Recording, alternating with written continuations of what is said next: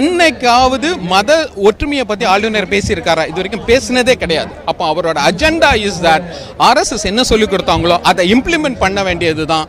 இது இங்க கண்டிப்பா செல்லுபடி ஆகாது. கிறிஸ்தவ மதத்தை பரப்பத்தான் ஜியு போப் மற்றும் கால்டுவெல் இந்தியாவிற்கு வந்தார்கள். அவர்கள் பள்ளி படிப்பை கூட முடிக்காதவர்கள் என்று ஒரு பொய்யான குற்றச்சாட்டை முன்வைத்து கிறிஸ்தவத்தின் சேவையை இழிவுபடுத்தும் விதமாக தமிழக ஆளுநர் RN ரவி சமீபத்தில் நடைபெற்ற சனாதன வரலாறு புத்தக வெளியீட்டு விழாவில் பேசியிருந்தார். ஆளுநரின் இந்த சர்ச்சை பேச்சுக்கு கடும் கண்டனங்கள் எழுந்தது. குறிப்பாக அநேக கிறிஸ்தவ அமைப்புகள் ஆளுநரின் இந்த கருத்திற்கு எதிராக தங்களின் கருத்தை முன்வைத்து கண்டனங்களையும் தெரிவித்தனர். இந்நிலையில் நேற்றைய தினம் சென்னையில் தமிழக ஆளுநரை கண்டித்து கிறிஸ்தவர்கள் சார்பாக மிகப்பெரிய அளவில் போராட்டங்கள் நடைபெற்றது.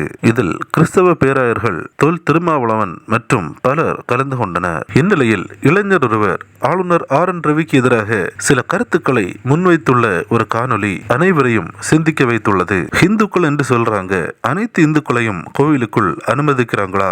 ஃபர்ஸ்ட் என்ன செய்வாங்கன்னா, இந்துக்களை கன்சாலிடேட் பண்ணி பிரிச்சுட்டு நேரா மற்றவங்களை எல்லாம் வெறுப்புன்னுவாங்க. ஒரு விஷயம் சிங்கிள் இந்துன்னே சொல்லிக்கோங்களேன், ஒரு கோயிலுக்குள்ள நீங்க அலோவ் பண்றீங்களா? அலோவ் பண்றே கிடையாது. ஆனால் கிறிஸ்தவத்தில் அப்படி அல்ல.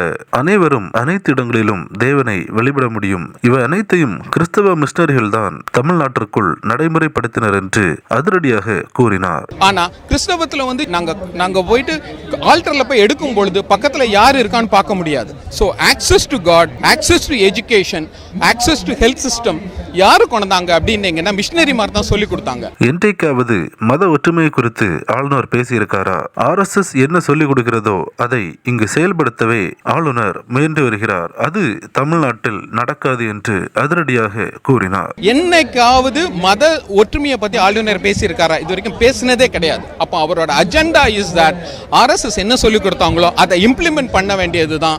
இது இங்க கண்டிப்பா செல்லுபடி ஆகாது. இந்த தகவலை உங்கள் நண்பர்களுக்கும் பகிர்ந்து கொள்ளுங்கள். கிறிஸ்துவுக்குள் பிரியமானவர்களே, இந்த தகவலை தவறாமல் உங்கள் நண்பர்களுக்கும் பகிருங்கள். எங்களோடு இணைந்து பயணிக்க இந்த சேனலை சப்ஸ்கிரைப் செய்து கொள்ளுங்கள். தேவன் தாமே உங்களை ஆசீர்வதிப்பாராக.